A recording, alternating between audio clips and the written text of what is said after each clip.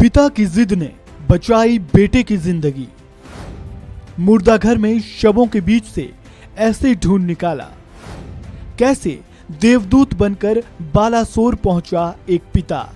जाको राखे साइया मार सके ना कोई, मतलब जिसके ऊपर भगवान का हाथ हो उसका कोई बाल भी बांका नहीं कर सकता।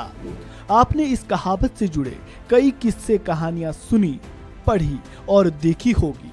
उड़ीसा के बालासोर में हुए ट्रेन हादसे से भी एक ऐसी ही कहानी सामने आई है, जहां एक पिता की जिद के आगे मौत को भी हार माननी पड़ी और पिता ने अपने बेटे को नई जिंदगी दे दी। उड़ीसा ट्रेन हादसे की कई दर्दनाक और भयावह कहानियां सामने आ रही है।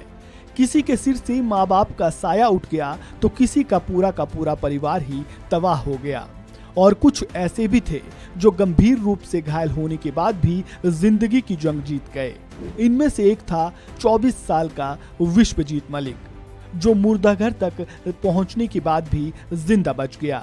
टाइम्स ऑफ इंडिया की रिपोर्ट के मुताबिक विश्वजीत के पिता हादसे से कुछ घंटे पहले ही अपने बेटे को शालीमार स्टेशन से कोरोमंडल एक्सप्रेस में बैठाकर आए थे, लेकिन तब उनको इस बात का अंदाजा नहीं था कि उनका बेटा इतने बड़े हादसे का शिकार हो जाएगा।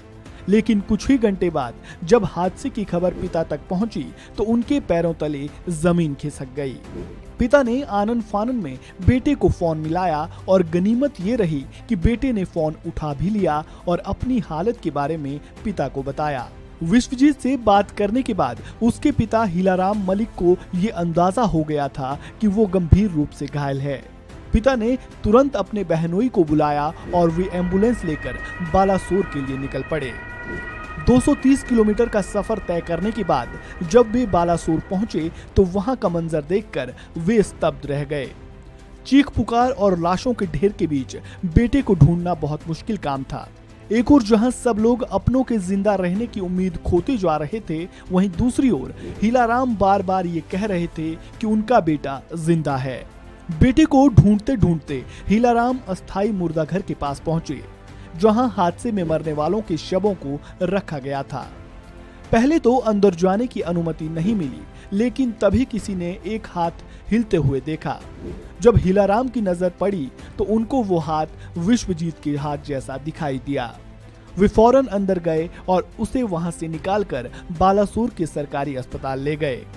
हालत गंभीर थी तो वहां से उसे कटक मेडिकल कॉलेज रेफर किया गया। इसके बाद पिता और फूफा उसे अपने साथ कोलकाता ले गए। अभी विश्वजीत का कोलकाता के SSKM अस्पताल में इलाज चल रहा है और वो खतरे से बाहर है। विश्वजीत के हाथ और पैर में फ्रैक्चर है और शरीर पर कई जगह गंभीर चोटें आई है। तो ये थी कहानी उस पिता की जिसने अपने बेटे को मौत के मुंह से जिंदा बचा लिया। इस वीडियो में फिलहाल इतना ही। आपको जानकारी कैसी लगी कमेंट बॉक्स में राय जरूर दें और खबरों से जुड़ी ताज़ा अपडेट के लिए वन इंडिया हिंदी को सब्सक्राइब करना बिल्कुल ना भूलें।